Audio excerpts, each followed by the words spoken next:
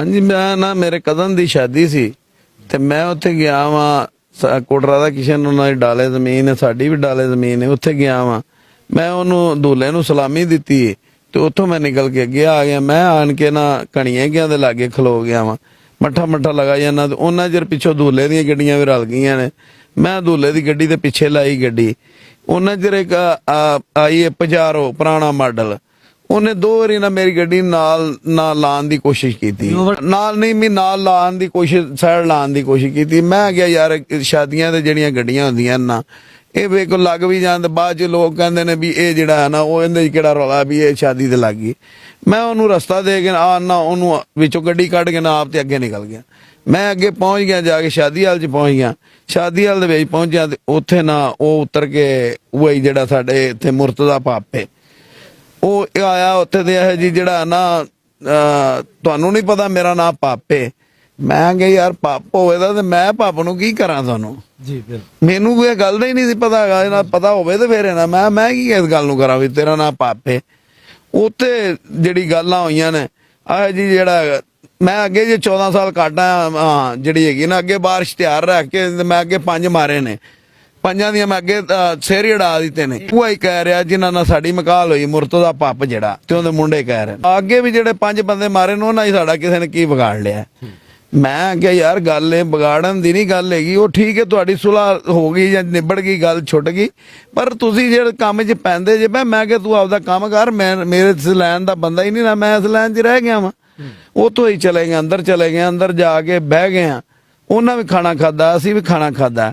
ਖਾਣਾ ਖਾ ਕੇ ਤੇ ਉਥੋਂ ਆਪਦੇ ਟੇਬਲ ਤੋਂ ਉੱਠ ਕੇ ਮੇਰੇ ਕੋਲ ਆਇਆ ਟੇਬਲ ਤੇ, ਉੱਥੇ ਆਣ ਕੇ ਇਹ ਗੱਲ ਕਹੀ ਸੋ ਮੇਰਾ ਤੂੰ ਵੱਡਾ ਭਰਾ ਹੈ ਤੇ ਮੇਰੇ ਕੋਲ ਗਲਤੀ। ਮੈਂ ਕਿਹਾ ਯਾਰ ਗੱਲ ਹੀ ਕੋਣੀ ਤੇ ਗਲਤੀ ਇਹਦੀ ਕਿਸ ਚੀਜ਼ ਦੀ, ਕੋਈ ਗਲਤੀ ਹੈ ਹੀ ਨਹੀਂ ਵੀ ਤੇ ਗੱਲ ਹੀ ਕੋਣੀ ਜਦੋਂ ਉਹ ਜੀ ਹੋਈ, ਕੋਈ ਗੱਲਬਾਤ ਹੀ ਨਹੀਂ ਹੋਈ ਹੈਗੀ। ਕਿ ਆਇਆ ਫਿਰ ਮੈਨੂੰ ਕਿਹਾ ਮੇਰਾ ਤੂੰ ਵੱਡਾ ਭਰਾ ਹੈ, ਮੈਂ ਉਹਨੂੰ ਕਲਮਾ ਪੜ੍ਹ ਕੇ ਆਗਿਆ ਵੀ ਲਾ ਇਲਾਹਾ ਇਲੱਲਾਹ ਮੁਹੰਮਦ ਰਸੂਲullah।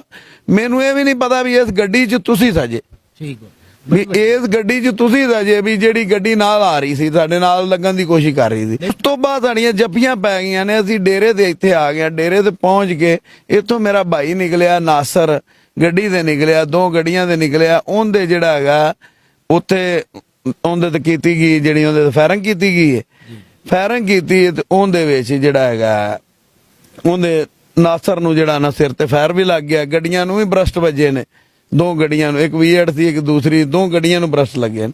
ਠੀਕ ਹੈ। ਇਹ ਤੋਂ ਉਸ ਤੋਂ ਬਾਅਦ ਹਸਨ ਗਿਆ। ਹਸਨ ਜਦੋਂ ਗਿਆ ਉਧਰ ਨੂੰ ਉਦੋਂ ਜਿਹੜੀ ਸੀ ਉਹਦੀ ਵਾਲਦਾ ਉਹਦੇ ਨਾਲ ਸੀ। ਜੀ ਜੋ ਹਕੀਕਤ ਸੀ ਉਹ ਹਕੀਕਤ ਹੀ ਰਹਿਣੀ ਚਾਹੀਦੀ, ਉਹ ਬਾਅਦ ਚ ਵੀ ਗੱਲ ਹੋਵੇ ਤੇ ਉਹ ਹੀ ਹੁੰਦੀ।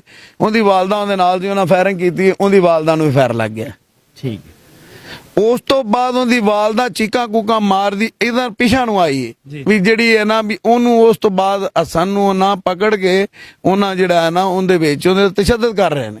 ਉਹਦੀ ਵਾਲਦਾ ਵਾਪਸ ਆਈ ਹੈ, ਉਵੇਂ ਹੀ ਫੇਰ ਉਹ ਜਿਹੜਾ ਨਾ ਮੈਂ ਨਦੀਮ ਆਪਦੇ ਬੇਟੇ ਨਾਲ ਹੀ ਬਹਿ ਕੇ ਗਿਆ ਵਾਂ ਉੱਥੇ ਜਿਹੜਾ ਜਿਹਦੀ ਡੈਥ ਹੋਈ ਉਹਦੇ ਨਾਲ ਉੱਥੇ ਉਹਦੀ ਵਾਲਦਾ ਵੀ ਉੱਥੇ ਪਹੁੰਚ ਗਈ ਹੈ। ਮੌਕੇ ਤੇ ਅਸੀਂ ਆ ਮੈਨੂੰ ਮੈਂ ਉਤਰਦਾ ਜਾਣਾ ਮੈਨੂੰ ਫਾਇਰ ਲੱਗ ਗਿਆ, ਉਹ ਦੂਸਰਾ ਜਿਹੜਾ ਮੁੰਡਾ ਉਤਰਿਆ ਉਹਨੂੰ ਫਾਇਰ ਲੱਗ ਗਿਆ, ਤੀਸਰਾ ਉਤਰਿਆ ਉਹਨੂੰ ਸਿਰ 'ਚ ਫਾਇਰ ਲੱਗ ਗਿਆ।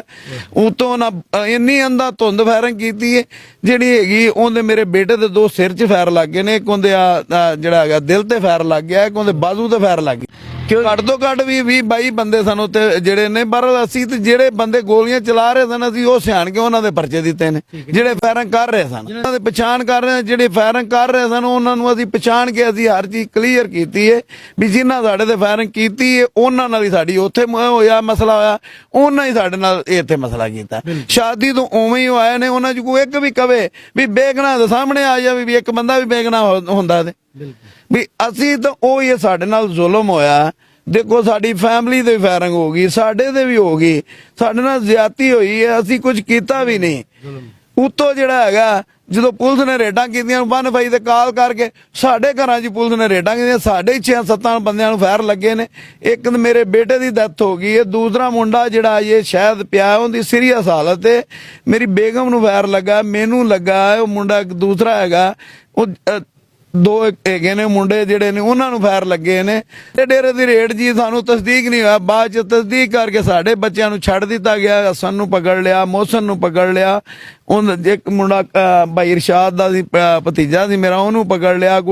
ਸਾਡੀ ਤੋੜ ਭੰਨ ਵੀ ਕੀਤੀ, ਕੋਈ 10 15 20 25 30 ਲੱਖ ਦਾ ਨੁਕਸਾਨ ਵੀ ਕੀਤਾ। ਉਹਦੇ ਬਾਵਜੂਦ ਜ਼ਿਆਦਤੀਆਂ ਵੀ ਕੀਤੀਆਂ ਨੇ, ਪਰ ਫਿਰ ਬੰਦੇ ਸਾਡੇ ਛੱਡ ਦਿੱਤੇ ਨੇ, ਉਹਨਾਂ ਦੀ FIR ਦੇ ਦਿੱਤੀ।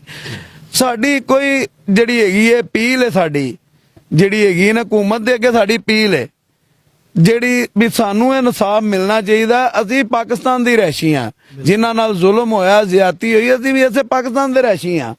ਅਸੀਂ ਕੋਈ ਬਾਹਰੋਂ ਗੈਰ ਇਲਾਕੇ ਦੇ ਨਹੀਂ ਹੈਗੇ, ਜਾਂ ਅਸੀਂ ਕਿਸੇ ਹੋਰ ਇਲਾਕੇ ਦੇ ਨਹੀਂ ਹੈਗੇ, ਜਾਂ ਅਸੀਂ ਕੋਈ ਬਾਹਰੋਂ ਉੱਠ ਕੇ ਆਏ। ਇਹਨਾਂ ਦੇ ਕਾਫੀ ਪਰਚੇ ਨੇ ਅੱਗੇ ਵੀ, ਕੋਈ ਨਵੇਂ ਨਹੀਂ ਹੈਗੇ।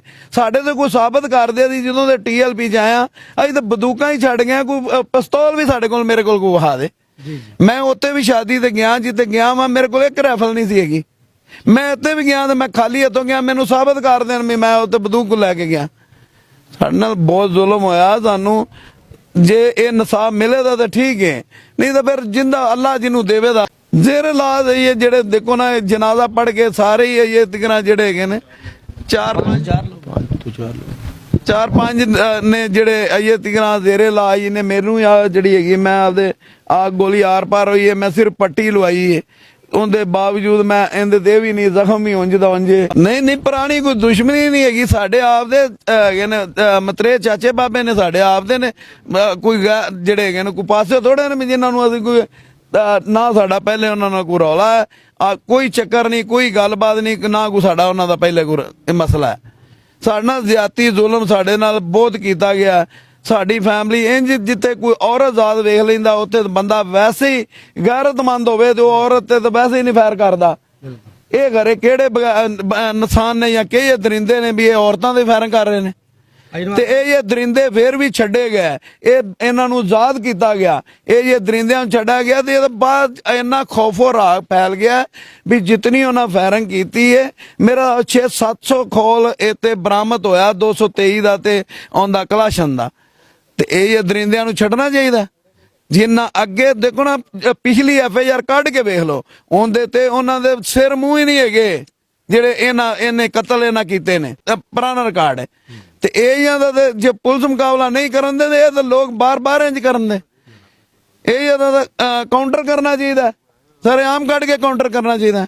ਤੇ ਜੇ ਸਾਡੇ ਵਰਗੇ ਲੋਕਾਂ ਨੂੰ ਇਨਸਾਫ ਮਿਲਿਆ ਤੇ ਅਸੀਂ ਕਦੀ ਵੀ ਨਹੀਂ ਲੜਾਂਦੇ। ਜੇ ਨਾ ਇਨਸਾਫ ਮਿਲਿਆ ਤਾਂ ਫਿਰ ਠੀਕ ਹੈ, ਜਿਹਨੂੰ ਅੱਲਾ ਦੇਵੇ। ਜੇ ਕਿਸੇ ਦਾ ਨਜਾਇਜ਼ ਪੁੱਤਰ ਮਾਰਨ ਦੇ ਤਾਂ ਫਿਰ ਜਿਹਨੂੰ ਅੱਲਾ ਦੇਵੇ, ਫਿਰ ਉਸ ਤੋਂ ਬਾਅਦ ਜਾਂ ਮੇਰੇ ਹੱਥੀ ਬੰਦੂਕ ਵਹਾ ਦੇਣ, ਮੈਨੂੰ ਗਲਤ ਵਹਾ ਦੇਣ, ਮੈਂ ਬੰਦੂਕ ਚੁੱਕਦਾ ਹੋਵਾਂ, ਮੈਂ ਫੜਦਾ ਹੋਵਾਂ। ਜੇ ਮੈਂ ਸਾਰੀਆਂ ਲੈਣਾ ਹੀ ਆਪਦੀਆਂ ਛੱਡ ਕੇ ਸਿੱਧੇ ਰਸਤੇ ਤੇ ਚੱਲਣਾ ਜਾਣਾ ਤੇ ਚੱਲਣ ਦੇਣਾ ਚਾਹੀਦਾ। ਜ਼ਿਆਦਤੀ ਨਹੀਂ ਕਰਨੀ ਚਾਹੀਦੀ। ਜੋ ਜ਼ਿਆਦਤੀ ਸਾਡੇ ਨਾਲ ਹੋਈ ਹੈ, ਪਰ ਬਹੁਤ ਜ਼ਿਆਦਤੀ ਹੋਈ ਹੈ ਤੇ ਜ਼ੁਲਮ ਹੋਇਆ ਸਾਡੇ ਨਾਲ।